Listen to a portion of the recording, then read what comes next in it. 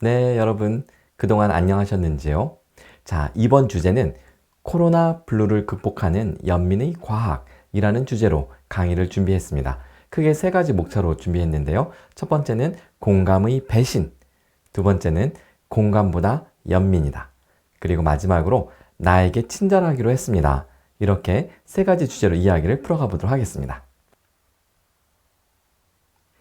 공감의 배신.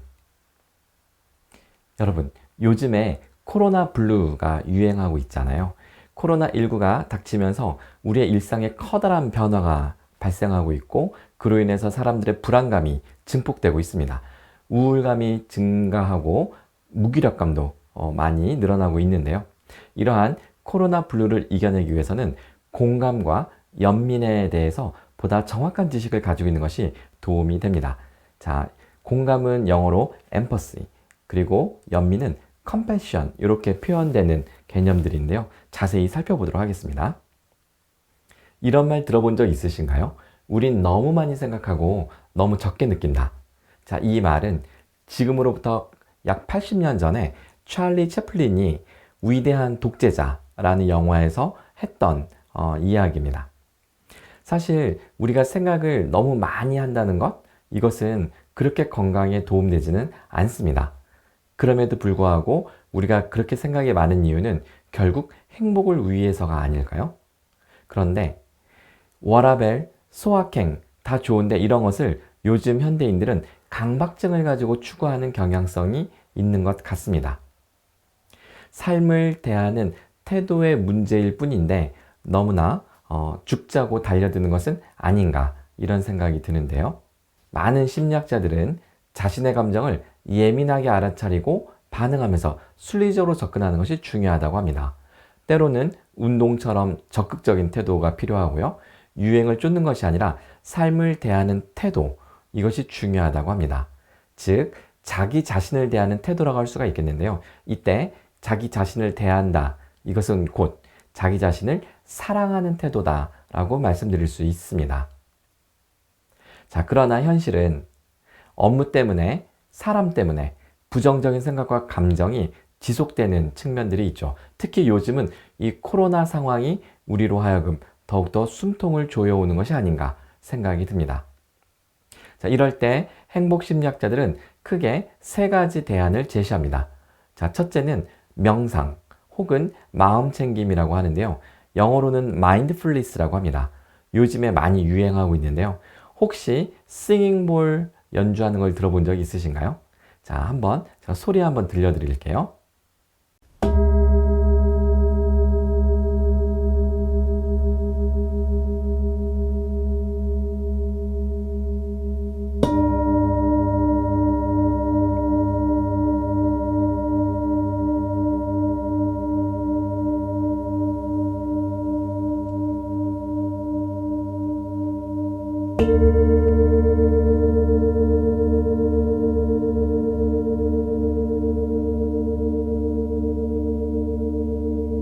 네, 잘 들어보셨나요? 소리만 들어도 마음이 평온해지는 듯한 느낌이 들죠. 이 마음 챙김이라고 하는 것은 잠시 내 마음을 불안하게 하거나 내 마음을 번잡하게 하는 현실로부터 잠시 한 발 떨어져서 내 내면에 집중해 보는 연습을 하는 그런 훈련이라고 할 수가 있겠습니다. 자, 두 번째로는 적극적으로 감정을 표출할 것을 제한합니다. 즉, 기쁠 때는 마음껏 기뻐하는 것도 좋지만, 예를 들어서 슬플 때는 어떻게 하면 좋을까요? 슬픔을 억누르기보다는 마음껏 울어버리는 것이 훨씬 더 도움이 된다고 합니다. 화가 날 때는 요령 있게 화를 내는 것도 훨씬 도움이 되겠죠? 감정을 묻어두는 것보다는 표현하는 것이 좋다. 자, 그리고 세 번째로는 공감보다 연민. 자, 이 부분이 오늘 제 강의의 주제인데요. 공감보다 연민이다. 과연 이것이 무엇을 의미하는 것일까요? 자, 공감보다 연민. 그러면 공감을 먼저 자세히 살펴보겠습니다. 우리 직업들 중에 공감을 해야만 하는 직업이 있습니다. 우리는 이러한 직업을 감정 노동을 하는 직업이라고 하죠. 대표적인 감정 노동 직업군으로는 간호사가 있습니다. 환자보다 더 아픈 감정 노동자. 감정 노동은 인간의 공감 능력을 전제로 합니다. 공감이란 약자의 고통과 곤란을 자신의 일처럼 느끼는 자질, 즉 타자 대기의 자질을 의미합니다. 자, 이때 타자를 돕고 위로하는 공감 능력이 분업화되고 자본화된 형태가 감정 노동입니다. 또 다른 감정 노동 직업군으로는 교사들이 있습니다. 세상에서 가장 어려운 직업 무엇일까요? 영상 한 편 볼까요? Just give me 1 second. Thank Sure. you. Sorry. Uh-huh. Hey. Hi. 2 minutes. Thank you. Hi, good afternoon. Sorry about Hey, that. how are you?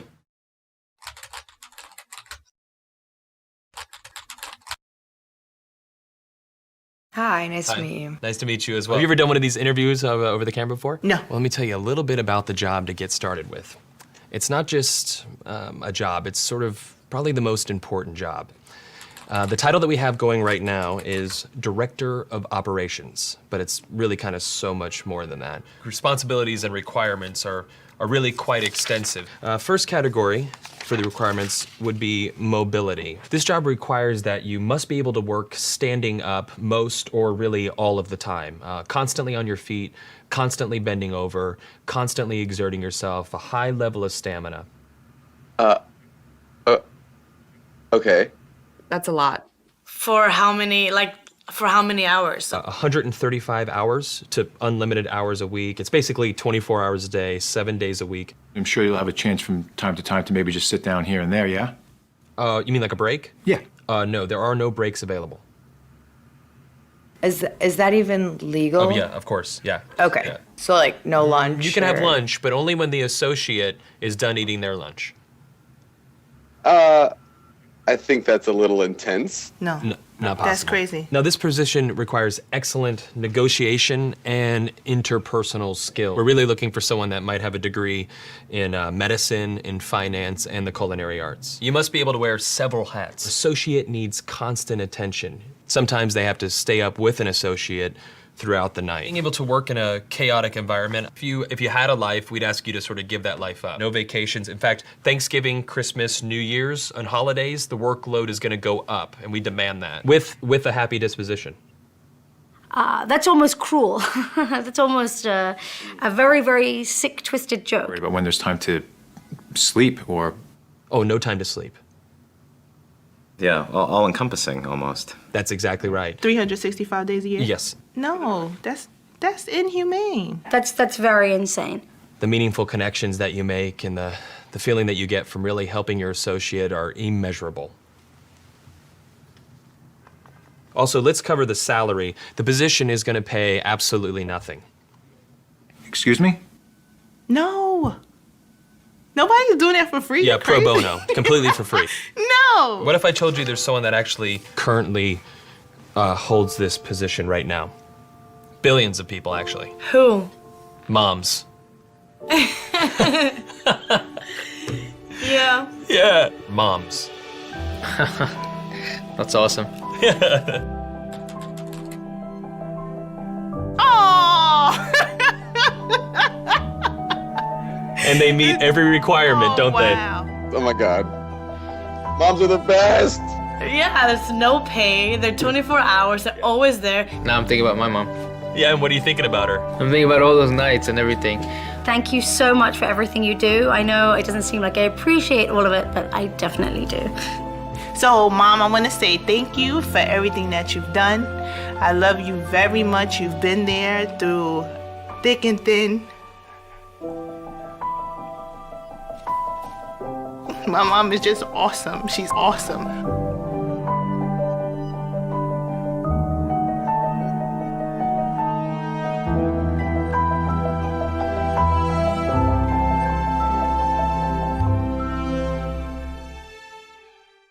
엄마라는 직업이야말로 24시간 감정 노동자라고 할 수 있습니다. 최근 신조어 중에 엄마 폭발이라는 말이 있습니다. 엄마의 일을 하다가 외부적인 충격에 의해 정신을 놓아버리거나 감정의 소용돌이에 휘말리는 현상이죠. 엄마만이 겪는 직업병을 이르는 신조어라 할 수가 있겠습니다. 다음으로 화나게 하는 사람을 상대하면서도 자신의 감정을 드러내서는 안 되는 직업 1위. 과연 어떤 직업일까요? 네, 바로 경찰입니다. 경찰관이 감정 노동자가 된 대한민국의 현실이죠. 경찰관은 한국의 주요 직업 730개 중에 화나게 하거나 무례한 사람을 대하는 경우가 가장 많은 것으로 나타났습니다. 대표적인 감정 노동자, 텔레마케터나 보건위생 혹은 환경검사원과 함께 공동 1위가 되었네요. 세계적인 심리학자 폴 블룸 교수를 서울대에서 초청한 적이 있습니다. 폴 블룸 교수는 I Against Empathy, 나는 공감에 반대한다 라는 책을 써서 상당히 유명한 심리학자 중에 한 명인데요. 제 손에 들고 있는 이 책이 Against Empathy, 폴 블룸 교수의 책입니다. 우리나라에서는 공감의 배신이라고 번역이 되었는데요. 공감의 의미는 타인이 생각하고 느끼는 것을 판단하는 능력이라고 말할 수 있습니다. 역지사지, 이런 능력인 것이죠. 자, 그런데 이러한 공감을 하기 위해서는 생각의 힘이 강해야 됩니다. 당신이 옳다 라는 책을 쓴 정혜신 정신과 전문의 선생님의 이야기를 한번 들어볼까요? 자세히 알아야 이해할 수 있고 이해할 수 있어야 공감할 수 있다. 감정적 반응 그 자체가 공감은 아니라고 합니다. 처한 상황과 상처에 대해서 알고 이해하는 과정을 거치면서 그 존재 자체에 대해서 갖게 되는 통합적 정서와 사려 깊은 이해, 즉 머리가 움직여야 된다는 것이죠. 그것이 어울려지는 것이 공감이다 라고 이야기를 합니다. 그러므로 공감은 타고난 감각이나 능력이 아니라 학습이 필요하다고 이야기가 되어집니다. 정서적 공감과 인지적 공감으로 나누었을 때 인지적 공감의 비율이 80% 정도는 되어야 한다는 것이죠. 공감은 인지적 노력의 필수적인 일이다 라는 것입니다. 그래서 공감은 타고나는 것이 아니라 배우고 익히는 습관이다. 그런데 그런 공감이 문제가 있습니다. 공감은 폭력 충동을 유발하기도 합니다. 미국 남부 흑인 집단 교수형 사건이 있었는데요. 얼마 전에 바이든 대통령이 이 문제에 대해서 대국민 사과를 한 적도 있습니다. 당시 흑인이 백인 여성들을 폭행하고 다닌다는 소문이 돌았는데 피해자인 백인 여성에 깊이 공감한 사람들은 흑인 집단 전체를 가해자로 여기면서 잔혹한 행위를 할 수 있었던 것이죠. 자, 또 때로는 공감이 집단에 대한 폭력으로 발전하기도 합니다. 영국의 축구팬 실험이 있는데요. 참가자들은 고통받는 사람이 같은 팀의 팬이라고 설명했을 땐 그의 고통에 공감하고 안타까워했습니다. 하지만 경쟁팀의 팬이라고 설명했을 땐 오히려 상대방의 고통을 즐겼으며 공감 지수가 높은 사람들일수록 상대방의 고통을 즐기는 정도가 훨씬 더 높았다는 것이죠. 폴 블룸이 공감에 반대하는 3가지 이유입니다. 첫째, 편파적이고 편향된 시선일 수 있기 때문에. 둘째, 공감은 폭력 충동을 일으킬 수 있기 때문에. 셋째, 잘못된 편견에 공감할 경우 오히려 악행을 유발하기도 하기 때문입니다. 유튜브에서 공감에 반대한다로 검색을 하시면 플라톤 아카데미에서 초청해서 한국을 방문했던 폴 블룸 교수의 강연을 들으실 수가 있습니다. 공감의 문제를 지적한 폴 블룸 교수는 공감의 대안으로 연민을 제안합니다. 공감보다 연민이다. 자, 폴 블룸 교수가 제안한 연민이란 도대체 무엇일까요? 이 연민을 공감과 한번 비교해 보겠습니다.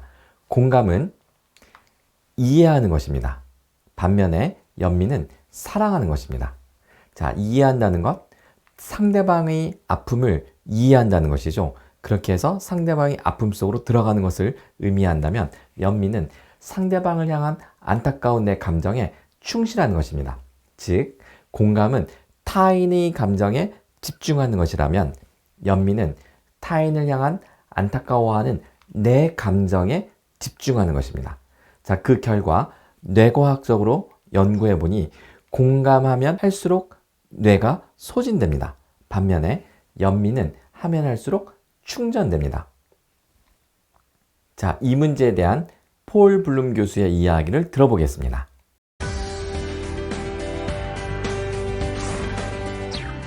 In any case, the sense of empathy that I'm talking about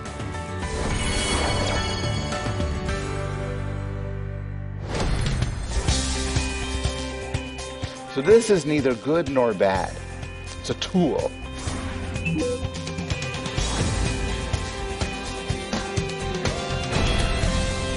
And an amazing collaboration between a neuroscientist, Tanya Singer, and a Buddhist monk and biologist, Matthew Ricard. And what they did was, they put people in a brain scanner, and they got them to either feel empathy towards other people, or they got them to feel compassion towards other people. And they summarized the results like this. Compassion is an other-related emotion. It connects to other people. It's linked to positive feelings like love. It leads to good health and approach and kindness. But empathy, they argued, leads to empathic distress, which is a self-related emotion, leads to negative feelings like stress, poor health and burnout, and withdrawal and non-social behavior. 네, 폴 블룸 교수의 이야기를 잘 들어보셨나요? 실제로 폴 블룸 교수가 소개하고 있는 이 연구는 독일에 있는 유명한 막스 플랑크 연구소에서 행해진 연구입니다. 타냐 싱어 연구팀에 의해서 진행된 이 연구에 따르면 공감신경회로와 연민신경회로를 구분할 수 있었고, 공감을 자극하면 반사회적 성향이 커지면서 부정적인 감정이 커지고 스트레스를 크게 받는 것으로 나타났습니다. 반면에 연민을 자극하면 사랑의 감정, 친사회적 성향, 그리고 건강 증진에도 도움이 되는 결과를 볼 수가 있었다고 합니다.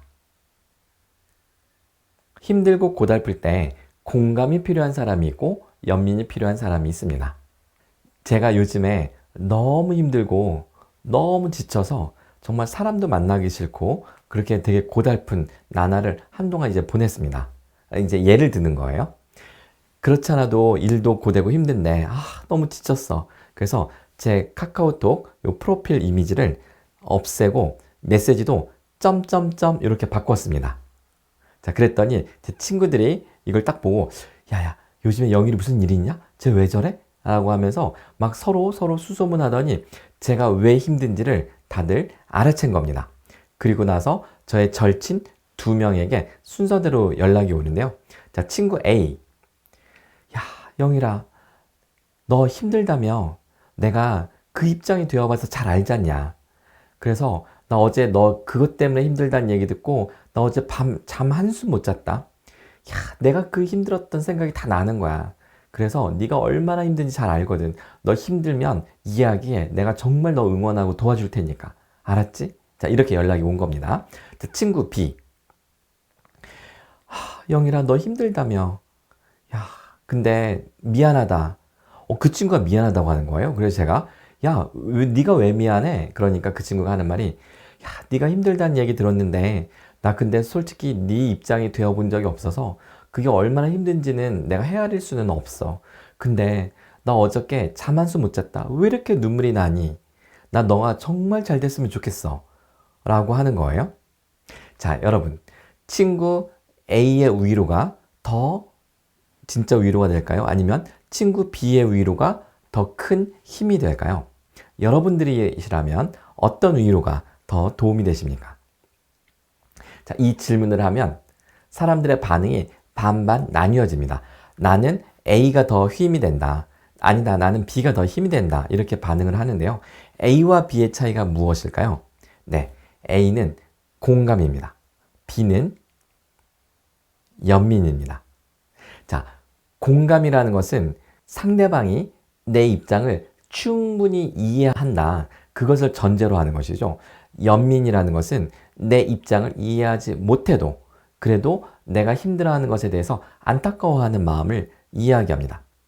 자, 공감을 받을 때 더 도움이 된다고 하는 사람들은 대체적으로 자존감이 낮고 지금 현재 내가 잘하고 있는지 확신이 들지 않고 불안한 그런 경우에 해당됩니다. 그래서 내 입장을 누군가가 제발 좀 이해해 줬으면 좋겠는데 보통 억울한 일에 처했을 때 이런 경험을 하게 되는데요. 내가 너무 억울해서 누가 한 명이라도 좀 내 편이 되어줬으면 좋겠다. 이럴 때 공감을 원하게 됩니다. 즉, 정상적인 상태는 아닌 것이죠. 근데 사람들이 자존감이 높고 평상시, 그러니까 정상적인 그런 상황이라면 오히려 내 상황을 이해하지 못하더라도 내가 힘들다는 이유만으로도 눈물을 흘릴 수 있는 그런 친구가 큰 힘이 됩니다. 내 존재만으로도 나를 아끼고 사랑해주는 친구이기 때문인 것이죠. 자, 정리해 볼까요? 자, 연민. 자, 연민이라는 것은 내 상황을 공감하지 못하더라도 그 고통을 함께 느끼며 안타까워하는 것입니다. 공감이라는 것은 상대방의, 즉 내 감정과 내 느낌, 내 고통 이런 것들을 충분히 이해하고 공감해 주는 것이죠. 즉 내 상황을 헤아리고 판단할 수 있는 능력이 있어야 되는 것입니다. 자, 내가 상황에 따라서, 즉 내 상태에 따라서 때로는 공감이 도움이 되기도 하고요. 때로는 연민이 도움이 되기도 합니다. 자, 그런데 이거는 받는 입장인데요. 주는 입장은, 자, 공감을 하는 직업을 우리가 감정노동 직업군이라고 했는데요. 공감을 많이 하면 할수록 사람들은 지치고 쓰러지게 되어 있습니다. 그래서 힘을 솟게 만드는 연민으로 나아가야 된다는 것이죠. 연세대학교 상담센터의 권수영 교수님이 들려주는 이야기를 한번 들어보도록 하겠습니다. 상담에 찾아온 내담자 한 명을 얘기해 볼게요. 이 친구는 간호대생이었어요. 그래서 열심히 간호대생으로 생활하는 친구인데 실습이라는 게 있나 봐요. 한 3학년 되면. 실습하면 이제 밤늦게 끝나나 봐요. 그래갖고 그날은 점심도 못 먹고 저녁도 못 먹었어요. 이 친구가 절친이랑 자취를 합니다. 근데 밤늦게 한 10시가 돼서 집에 돌아가는데 2끼를 굶으니까 죽을 것 같아. 너무 배고파요. 그래갖고 뭘 사 먹어야 되겠는데 다 문을 닫은 거예요. 예. 지나가다가 보니까 자취방 바로 앞에 포장마차에서 막 떠리를 파는데 딱 1인분 조각큼 떡볶이가 남은 거예요. 그래서 떡볶이 1인분을 샀습니다. 집에 가서 먹어야지. 헐레벌떡 집으로 돌아갔습니다. 한 10시 넘어서 들어가는데 이 친구가 항상 9시면 자는 친구야. 그날은 어떻게 했을까요? 안 자고 있어요. 얘가 또 안 자고 있네. 그리고 이제 떡볶이를 사갖고 딱 들어갔더니 이 아이가 또 이렇게 뚫어지게 쳐다보면서 또 이 개코야. 그래가지고 냄새를 맡았네. 그래갖고 떡볶이? 야, 나 안 그래도 떡볶이 먹고 싶었는데. 그러니까 야, 내가 그럴 줄 알고 널 위해서 사왔지. 진짜? 그럼. 봐봐, 1인분밖에 안 남았잖아. 나는 먹고 들어왔지. 진짜야? 너무 고마워. 야, 너 생각하는 건 나밖에 없지? 너 진짜 안 먹었는데 난 먹고 들어왔다니까. 나 배 터질 것 같아. 진짜로. 같이 먹자. 됐다니까. 야, 딱 1인분이잖아. 너 주려고 내가 남겨온 거야. 그리고 진짜 방에 들어갔는데 배에서 그냥 요동을 치는 겁니다. 꼬르륵꼬르륵하고. 그러니까 갑자기 눈물이 펑 터진 거예요. 한참을 울었습니다. 이거 뭐지? 그래서 이 친구가 상담에 찾아온 거예요. 내가 관계 안에 내 자리가 없구나. 경계가 없구나 하는 걸 이 친구는 알아차린 거죠. 대단한 친구. 이 친구가 어떤 친구인지 그래서 상담을 해보니까 막내로 자랐어. 막내야. 엄마 아버지가 굉장히 나이가 좀 있으셔가지고 신경을 잘 못 써주시는 거죠. 그래서 이 친구 어떻게 할까요? 내가 다 살게요. 걱정하지 마세요. 라고 해서 공부도 열심히 하고요. 언니, 오빠들은 다 장성했는데 나 때문에 또 대학 학비도 걱정하실까봐 이 친구가 의과 대학을 갈 수 있는 성적이 나왔는데도 저 간호대 갈게요. 간호대가 내 적성에 맞아요. 라고 해서 전액 장학금을 받고 간호대에 간 친구예요. 이해되시죠? 그래서 이 친구가 그렇게 나를 주장하지 못하는 데는 이유가 있는 거죠. 그죠? 착한 아이 컴플렉스 아니면 착한 친구 컴플렉스에 왜 컴플렉스가 많이 붙었을까요?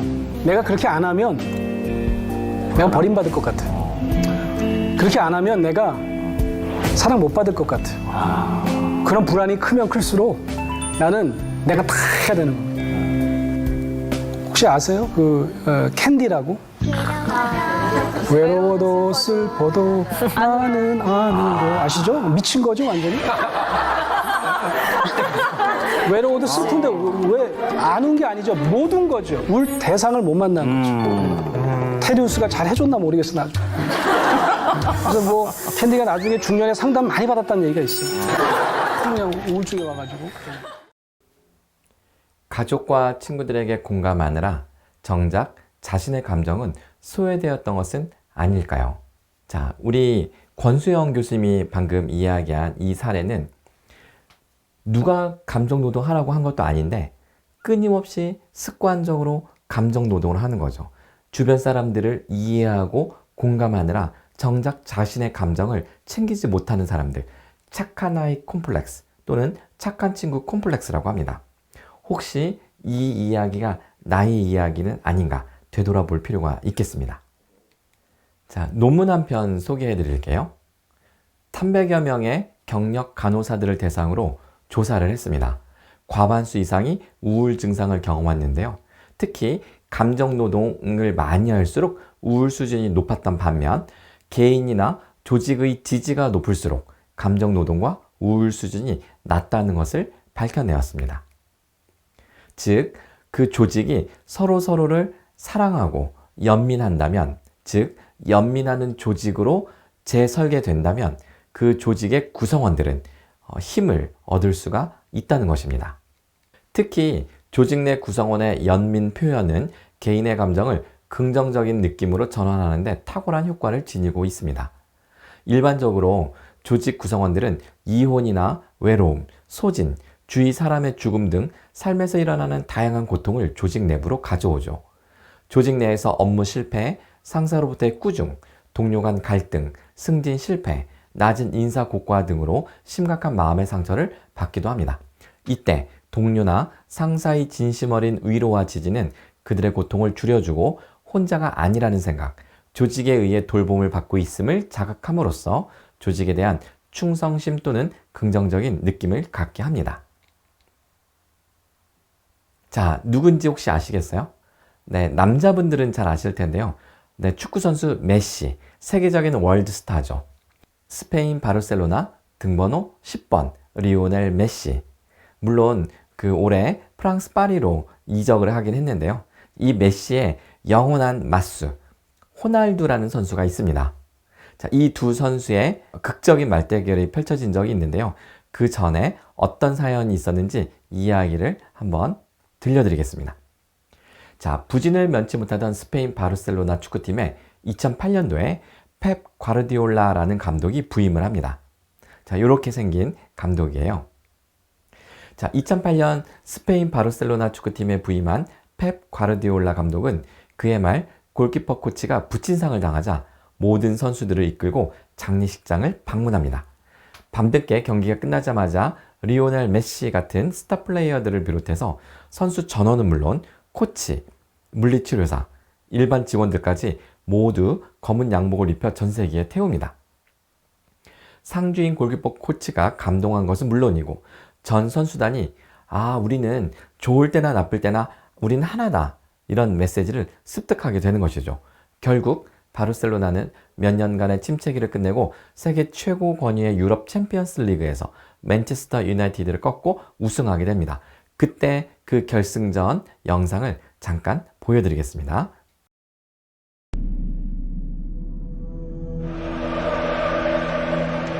The newly crowned champions of Spain against the recrowned champions of England. The newly crowned champions of Spain.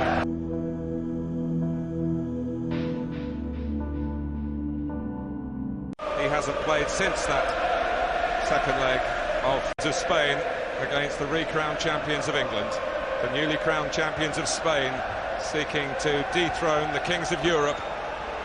Huge potential for a classic in Rome. And away we go.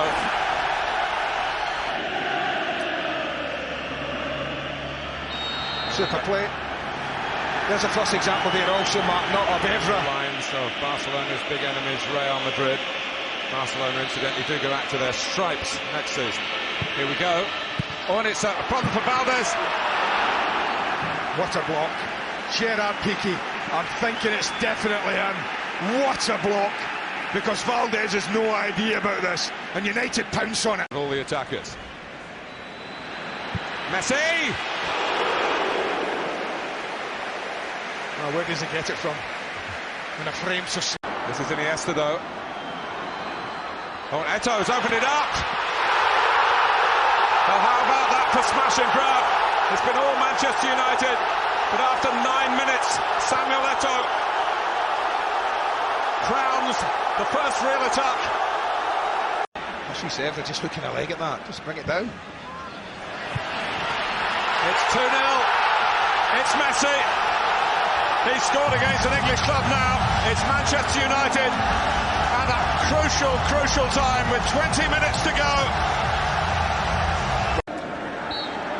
Barcelona, the new champions of Spain, are the new champions of Europe. It's a treble in all. 10 years out as we hail the new kings of Europe, Barcelona.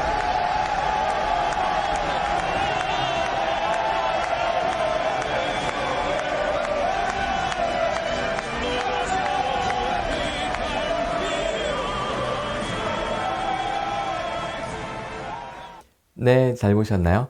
우리 축구 좋아하는 우리 남자분들 즐기시라고 잠깐 영상을 보여드렸습니다. 어떤 한 조직의 리더가 탁월한 리더십을 발휘할 수 있다면 탁월한 성과를 낼 수 있다는 것을 우리는 항상 목격하게 됩니다.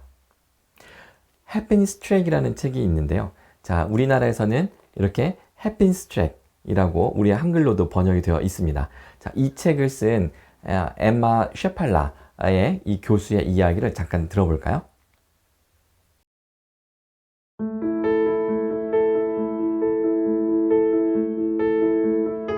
What research is showing is that success does not have to come at a cost to yourself.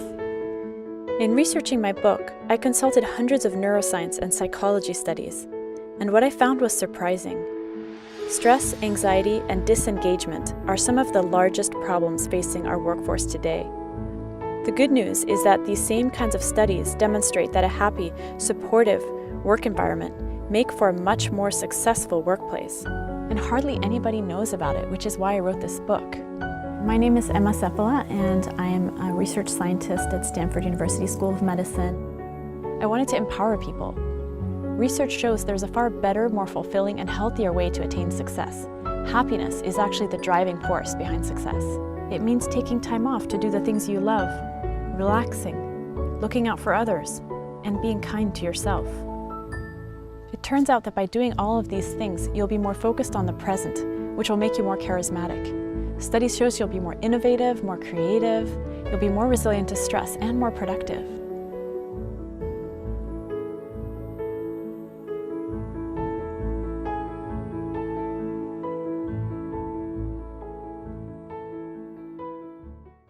해피니스 트랙의 저자 에마 세팔라에 따르면 연민의 태도는 성과를 높이고 위상과 신뢰도를 높이며 충성과 참여도를 높여줍니다. 또한 건강하게 하는데요. 장수할 확률을 50% 증가시켜주고 스트레스가 건강해주는 악영향을 완화시켜줄 뿐만 아니라 면역 시스템을 강화하고 염증을 완화하고 불안 및 우울증 발생률을 감소시켜준다고 알려져 있습니다. 자, 그런데 제가 재밌는 사진 하나 또 보여드릴게요. 자, 2021-2022 시즌 프리미어 리그 개막전이 얼마 전에 있었는데요. 우리 한국의 손흥민 선수가 소속해 있는 토트넘과 그리고 맨체스터 시티가 붙었는데 토트넘이 이겼습니다. 지금 이 사진은 손흥민 선수가 결승골 넣는 바로 그 장면, 순간에 포착한 사진인데요. 자, 이 골을 넣고 손흥민 선수는 우리와 같은 환호를 받게 됩니다. 자, 이게 손흥민 선수의 특유의 세레머니인데요. 우리가 이것을 사진 세레머니라고도 하는데요. 근데 이 재밌는 게 있어요. 이 각도에서 이렇게 보이지만 정면에서 찍은 사진이 있습니다. 자, 그 사진 한번 보여드릴게요. 바로 이 장면입니다. 근데 재밌는 게 무엇인지 발견이 되셨나요? 네, 바로 저 뒤에 보이는 게 바로 상대팀이었던 맨체스터 시티의 감독 펩 과르디올라 감독입니다. 손흥민 선수가 있는 토트넘에는 힘을 쓰지 못하는 모양새인데요. 네, 재밌어서 제가 사진 한번 띄워봤습니다. 자, 그래도 역시 탁월한 감독인 것은 변함이 없습니다. 맨체스터 시티의 성과도 상당히 좋거든요. 자, 지금까지 공감보다는 연민을 해야 된다라는 이야기를 해봤는데요. 자, 그렇다면 어떻게 연민을 실천할 수 있을까요? 사실 연민을 실천하는 방법을 말씀드리는 것보다는 연민을 경험해 보는 것이 훨씬 더 큰 도움이 될 수 있을 거라는 생각이 듭니다. 자, 세상에서 가장 아름다운 단어는 무엇일까?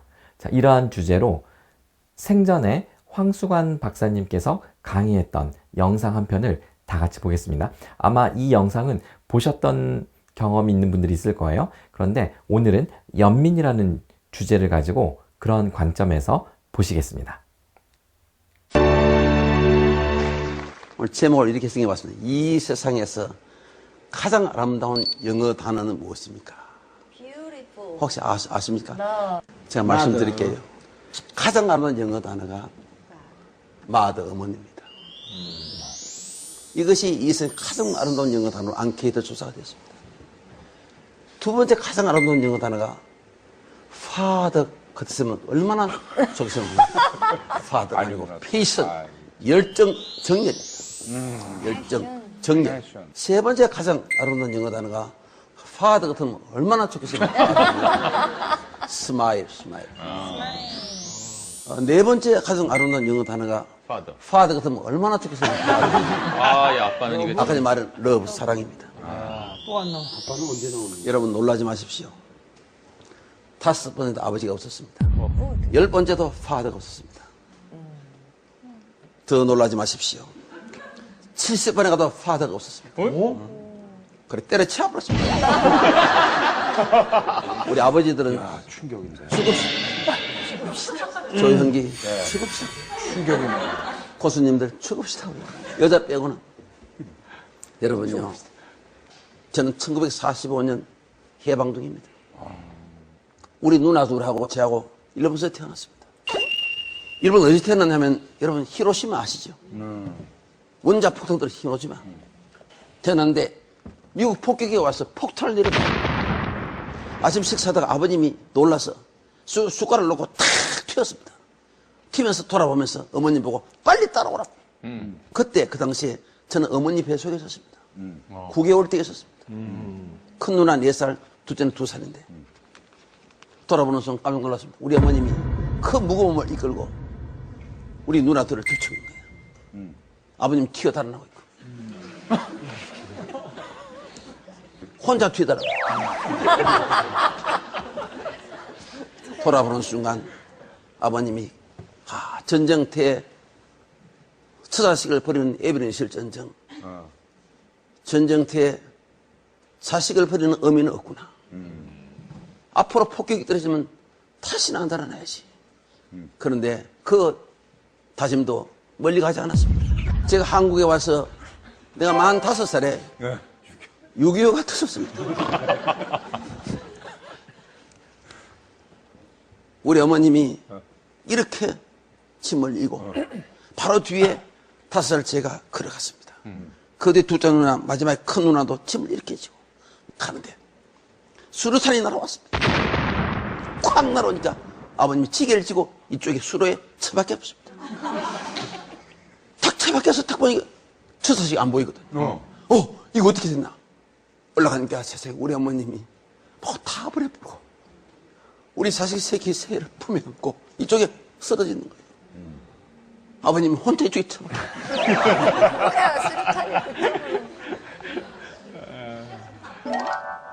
위급한 상황이 벌어지면 엄마는 자기 몸은 보이지 않습니다. 옛날에 제 돌때쯤 되어서는 홍역이 아주 심했습니다. 저도 병에 걸려서 죽게 되었습니다. 거의 완전히 죽었습니다. 우리 아버님은 찌개를 지고 삽을 가지고 저를 산에 파묻기 위해서 마루에 앉아 있었습니다. 우리 어머님은 밤새 끝을 품에 안고 있었습니다. 아버님이 가마니를 가져와서 나를 둘을 말아가지고 이제 산을 가기 위해서 문을 탁 열면서 아버님이 죽은 자식 품에 안아서 못하느냐, 빨리 내놔라. 부모 앞에 죽는 자식은 자식도 아니야. 근데 우리 어머님은 그를 품에 탁 안고 울부짖으면서 이렇게 하더랍니다. 하나님이 살아계신다면 내 아들을 살려주십시오. 그러면서 마지막 가는 그 길을 자식을 보내기 위해서 혀를 가지고 내 얼굴을 참 하더라고요. 그 내 얼굴에 종기가 나와서 고름이 났는데 그걸 우리 어머님이 계속 하는 거예요. 근데 여러분 세상에 이게 웬일입니까? 제 갑자기 얼굴에 생기가 돌아오더래요. 손가락을 움직이기 시작하더래요. 그래서 제가 살았습니다. 그래서 살아서 이거 써 있잖아요. 어머님이 자식에 대한 그 가슴 뜨거운 그 사랑, 죽어가는 생명을 살리신 것입니다. 어머님의 사랑에는 바로 기적이 일으켜요. 부모님을 살아주실 때 고맙게 전하십시오. 저는요, 우리 어머님 평생 안 죽은 줄 알았어요. 나와 같이 평생 같이 살 줄 알았는데 어느 날 홀연히 떠나시더라고요. 오늘 이별에 대해서 지금 이 황금 말, 여러분 이별을 계속 많이 느꼈을 겁니다. 이별 중에 눈물이 가장 많은 것은 어머님을 떠나볼 때입니다. 자식을 떠나볼 때는 상처가 너무 커서 눈물이 나지 않습니다. 그래서 여러분, 부모님을 살아계실 때 부모 자식 간에 따뜻한 사랑을 원 없이 나누시기를 바랍니다. 감사해요.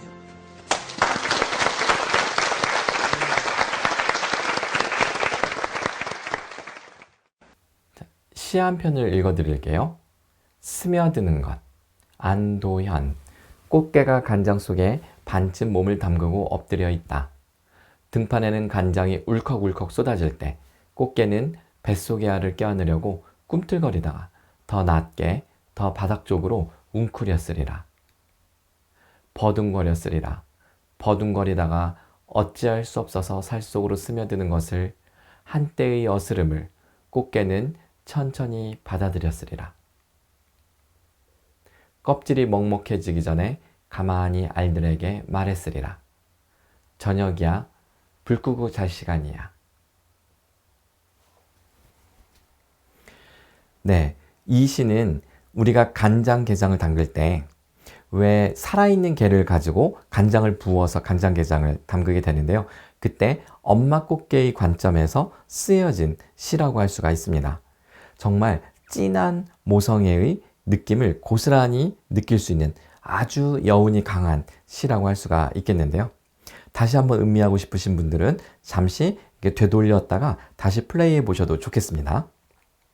자, 우리 인간의 정서를 조절하는 이 뇌의 감성 시스템을 살펴보도록 하겠습니다. 지금 보시는 이 화면이 인간의 뇌 구조입니다. 인간의 이 뇌 겉을 둘러싸는 대뇌피질이 있고요.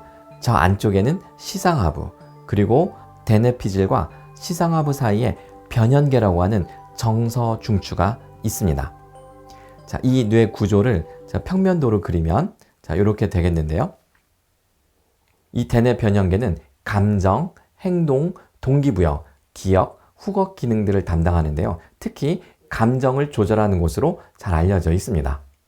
정서를 조절하는 뇌의 감성 시스템은 크게 세 곳으로 분리되어 있습니다. 불안 생존 시스템, 흥분 욕망 시스템, 그리고 연민 이완 시스템입니다. 불안 생존 시스템은 대표적으로 우리가 불안 정서, 즉 부정 정서를 느끼는 곳이고요. 흥분 욕망 시스템은 긍정 정서를 느끼는 곳입니다. 그런데 우리가 흔히 놓치고 있는 부분이 바로 연민 이완 시스템입니다. 불안 생존 시스템은 생존을 위해서 꼭 필요한 시스템이라고 할 수가 있는데요. 불안 시스템만 과하게 작동하면 문제가 됩니다. 스트레스 호르몬을 방출해서 단기적인 위기 극복에는 최고이지만 오랜 시간 끊임없이 흘러나오게 되면 몸과 마음을 망치게 되죠. 몸 안의 병든 세포가 잘 아물지 않게 되며 이때 생기는 질환이 암입니다. 반면에 긍정정서, 즉 흥분 욕망 시스템은 마음의 쾌락 시스템, 도파민 호르몬 분비를 통해서 강렬한 쾌감과 기쁨을 느낄 수 있는 곳이죠. 보상 시스템은 끊임없는 새로운 자극을 요구하게 됩니다. 만약 이 쾌감만을 행복이라고 정의하게 된다면 끊임없는 새로운 자극을 요구하면서 살아야 되기 때문에 삶이 고될 수밖에 없습니다. 지속적인 행복감은 생물학적으로 치열하게 투쟁하지 않는 고유한 연민 시스템의 활동이라고 할 수가 있습니다. 자, 그래서 이 연민 이완 시스템을 자세히 들여다볼까요? 대표적인 항스트레스 호르몬인 옥시토신을 분비합니다. 마음을 이완시키고 평화로움을 느끼게 합니다. 출산할 때 자궁 수축, 그리고 유선 자극에 관여하면서 모성애와 연결되어 있다는 것을 알 수 있습니다. 연민은 감성 에너지가 바닥나도 할 수 있는 최후의 힐링 전략이다 라는 것을 꼭 염두에 두시기 바랍니다. 자, 이러한 인간의 뇌 구조를 잠깐 살펴보셨는데요. 그 발달 과정을 보면, 자, 그림에서 보시는 바와 같이 20대 초중반이 되어야 전두엽과 변연계가 모두 완성이 됩니다.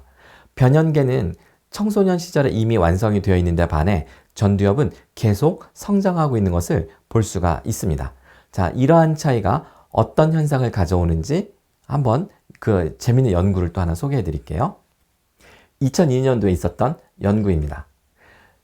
연구팀은 청소년들과 어른 그룹, 즉 두 그룹으로 나눴는데요. 한 그룹은 청소년이고 한 그룹은 어른들이었습니다. 이들에게 겁에 질린 여자 얼굴 사진을 느닷없이 확 보여주는 겁니다. 깜짝 놀라겠죠? 그때 어른들과 청소년들이 어떻게 반응하는지 그것을 뇌과학적으로 측정한 것입니다. 이렇게요. 깜짝 놀란 청소년들은 겁에 질린 얼굴 사진을 보고 감정으로 즉각 받아들이는 반면 어른들은 좀 더 신중하게 무슨 일이지? 이걸 어떡하지? 하면서 상황을 파악하고 적절한 해결 방법을 찾는 것처럼 보였습니다. 즉, 청소년들은 편도체가 먼저 반응하는 반면 어른들은 전두엽이 반응했다는 것을 확인했던 것이죠. 자, 청소년들은 변연계, 즉 편도체가 먼저 반응한다 하더라도 이 연민 이완 시스템을 작동하게 되면 충분히 그 상황을 의연하게 대처할 수 있는 에너지가 생깁니다. 그래서 청소년들이 생각하는 힘이 부족하다고 해서 그것을 문제 삼는 것보다는 감정이 풍부할 때, 감정을 충분히 발현시킬 수 있는 그 나이에 이 연민의 감각을 일깨워주는 것이 교육적으로 상당히 중요하다라는 것을 우리가 생각해 볼 필요가 있겠습니다. 우리의 뇌가 충전될 때는 현재를 살 때입니다. 그리고 연민의 감정을 느낄 때입니다. 나의 삶의 의미와 목적을 회복하는 한 가지 팁. 마음먹기에도 달려있지만 환경을 바꿀 필요가 있습니다. 즉, 나를 위로해주는 사람을 한 사람 정도는 곁에 두자. 그런데 만약에 나를 위로해줄 사람이 없다. 그러면 어떻게 할까요? 스스로를 사랑하고 위로하시기 바랍니다. 즉, 자기 연민이 상당히 중요하다는 것인데요. 나에게 친절하기로 했습니다. 자기연민연구소를 운영하고 있는 크리스틴 네프의 사진인데요. 자, 자기연민이란 무엇일까요? 제가 읽어볼게요. 자기연민이란 당신의 친구가 실수를 했거나 부적절하다고 느끼거나 삶의 도전에 직면했을 때 그 힘든 시간을 보내고 있는 친구를 우리는 따뜻한 마음으로 대합니다. 사랑하는 친구에게 우리가 따뜻한 마음으로 대하듯이 그런 방식으로 자기 자신을 대하는 것. 이것을 자기연민이라고 그렇게 정의를 내렸습니다. 자기연민과 관련된 책을 몇 권 추천드릴게요. 자, 오늘부터 나에게 친절하기로 했다. 자, 이 책은 크리스토퍼 거머 박사의 책이고요. 그리고 또 Love Yourself. 나를 사랑하기로 했습니다. 자, 이 책은 크리스틴 네프 그리고 크리스토퍼 거머 교수가 함께 지은 책입니다. 자기 연민에 대한 책인데요. 도움이 크게 될 것입니다. 참고해 보시면 좋을 것 같고요. 그리고 또 요즘에는 스마트폰에 앱을 설치해서 마음을 관리하는 것을 도와주는 이런 프로그램들이 유행하고 있는데요. 예를 들어서 이렇게 스마트폰에 앱을 설치합니다. 여기 보시면 캄이라는 앱이 있죠. 자, 이 앱을 실행하면 이렇게 펼쳐지고 몇 가지 프로그램들이 있습니다. 그래서 예를 들어서 잠이 안 온다. 그러면 잠들기 전에 잠 잘 오는 옛날 이야기 들려주기 이런 걸 딱 선택하면 정말 잠이 오는 목소리로 이야기를 읽어줘요. 자, 그거 외에도 여러 가지 상황에서 마음을 관리하는 걸 도와주는데 이 캄이라는 앱에서 만든 홍보 영상을 한번 볼까요? 그러면 어떤 느낌인지 확 와닿을 수 있을 것입니다.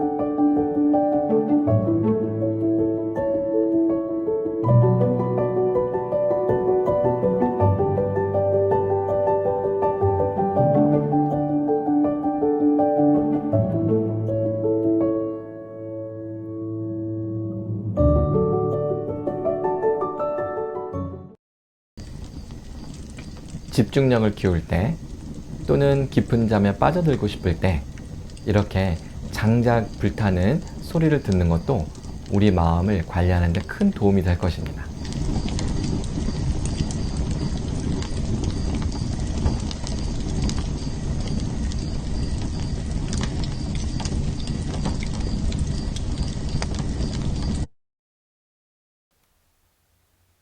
네, 오늘 강의는 여기서 마치겠습니다.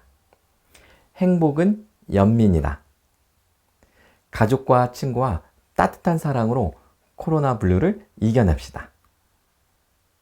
걷다 보면 먹다 보면 행복해집니다. 웃다 보면 행복해집니다. 서로 교감하며 함께 놀다 보면 행복해집니다. 서로 대화하며 공감하다 보면 행복해집니다. 삶의 습관이 되고 키울 수 있는 것, 이것이 바로 행복입니다. 네, 지금까지 서울대학교 행복연구센터의 홍영일이었습니다. 제 연락처 적어두었으니까 언제든지 궁금한 게 있으면 연락 주시기 바랍니다. 더 나은 삶을 위해 함께 노력하겠습니다. 고맙습니다.